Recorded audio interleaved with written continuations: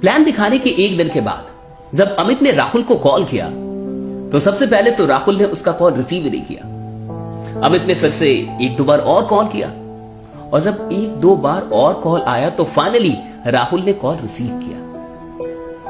अमित ने कहा कि यार कैसा है और बता। राहुल ने बोला सब कुछ ठीक है, बता क्यों कॉल क्यों किया है। अमित ने कहा कि कल तेरे को प्लान दिखाया था एक, तो तूने क्या सोचा। राहुल ने कहा कि देख मैं तेरे से सीधे सीधे बोल दूं कि मैं ना इन जोड़ने वालों धंधों में नहीं पड़ने वाला और मुझे पता है ये लोगों को बेवकूफ बनाने का धंधा है और मैं ये सब बिल्कुल नहीं करने वाला। अमित को थोड़ा सा दुख जरूर हुआ क्योंकि राहुल उसके बचपन का दोस्त था और अमित चाहता था कि राहुल उसके साथ मिलके इस बिजनेस में आगे काम करे और दोनों मिलके आगे बढ़े। अमित ने एक छोटा सा सवाल कर लिया कि ठीक है चल तू नेटवर्क मार्केटिंग नहीं करेगा, तू मेरे साथ नहीं जुड़ेगा, ये धंधा खराब है, तो आखिर तू क्या करेगा। राहुल ने कहा कि देख मैं शेयर मार्केट कर लूंगा, मैं पैसा कहीं से कमा लूंगा, लेकिन ये इतना छोटा काम है, ये इतना नीच काम है, लोगों को बेचना कुछ, ये मैं नहीं करने वाला, ये जोड़ने वाला काम मुझसे नहीं होगा। फिर अमित ने कहा कि देख ठीक है तू शेयर मार्केट से पैसे तो कमा लेगा, लेकिन इस बिजनेस में बहुत अच्छे रिश्ते बनते हैं, बहुत अच्छे लोग मिलते हैं और राहुल कई बार ना पैसा काम नहीं आता लेकिन रिश्ते काम आते हैं। राहुल ने कहा कि देख तू ना मुझे बना मत, हाँ साला मैं सब जानता हूं कि तू चाहता क्या, तू बस इतना चाहता है कि मैं जुड़ जाऊं, तो तेरी यहां कुछ भी नहीं चलेगी। और सुन आज के बाद ना कॉल मत करियो, मुझे अच्छे से पता है कि मुझे क्या करना और क्या नहीं करना है, कम से कम ये धंधा तो मैं कभी ना करूं।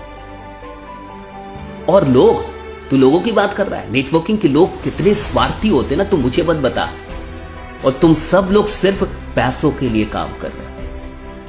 और इतना कह के राहुल ने फोन रख दिया। अमित को थोड़ा सा दुख जरूर हुआ क्योंकि अमित चाहता था कि राहुल उसके साथ आगे बढ़े, लेकिन फिर भी अमित के पास कोई ऑप्शन नहीं था। उसने उसको कॉल करना बंद कर दिया क्योंकि वो नहीं चाहता था कि जो दोस्ती है वो भी टूट जाए। और फाइनली अमित अपने काम में लग गया। लगभग 1-1.5 महीने के बाद एक दिन रात के 11:30-12 बजे के करीब राहुल का कॉल अमित के नंबर पे आया। अमित ने जैसे ही कॉल देखा वो समझ गया कि ये कॉल किस बारे में हो सकता है, क्योंकि इससे पहले भी राहुल ने उसे 1-2 बार कॉल किया था और वो कॉल तब करता था जब कोई वीडियो आती थी नेटवर्क मार्केटिंग के बारे में नेगेटिव, तो बड़े मजे लेता था। ये देखा, ये वीडियो देखी, देख ले एक बार जाके, देख ले इस चैनल पे, देख अच्छे से बाजार डाली है, अभी भी तू कर रहा है।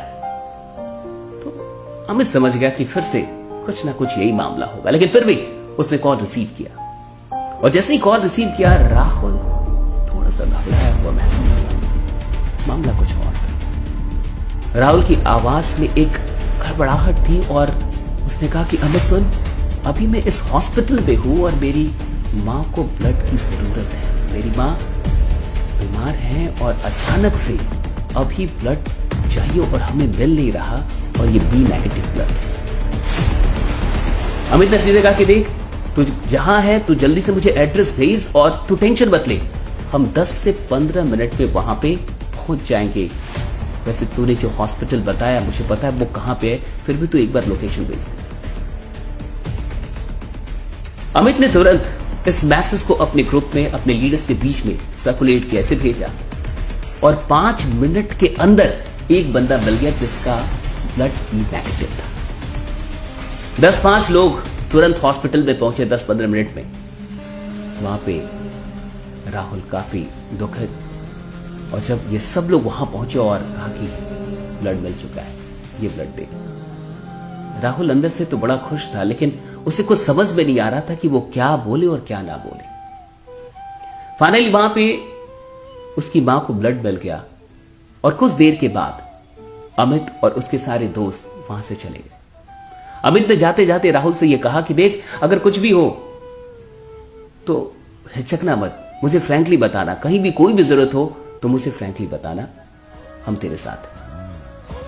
1 से 2 दिन के बाद उसकी मां ठीक हो गई और जब वहां से डिस्चार्ज हो रही थी तो डॉक्टर ने राहुल से कहा कि अगर सही टाइम पे ब्लड ना मिलता तो कुछ भी हो सकता था।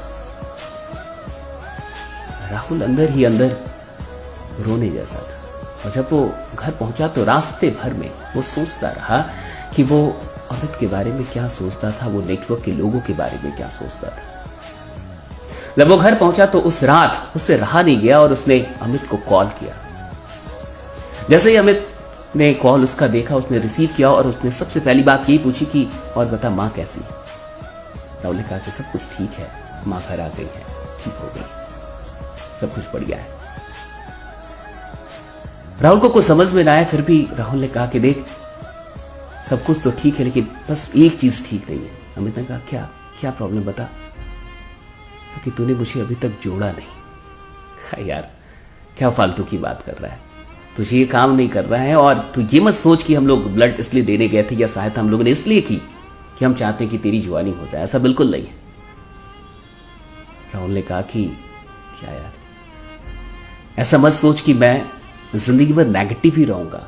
हाँ, मुझे लगता था कि नेटवर्क के लोग सब स्वार्थी होते हैं, और ये मत समझ कि अगर मैं नेगेटिव था तो मैं पॉजिटिव नहीं हो सकता।